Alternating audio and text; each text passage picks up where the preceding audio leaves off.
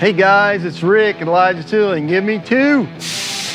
I will make it worth your while. 120 seconds later from now, you will understand why you should not be using a T-slot base fixture on your machine and instead using a modular fixture from Elijah Tooling.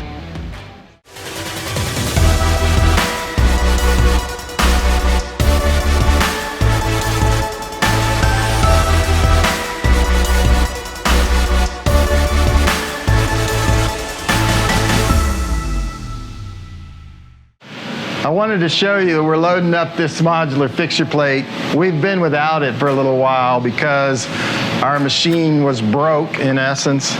And I wanted you to share with me the pleasure in having this plate returned to the machine.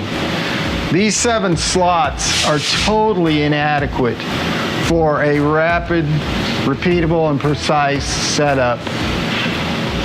Having these hundreds of locating holes and locations to hold things makes life so much simpler and more efficient for our operator.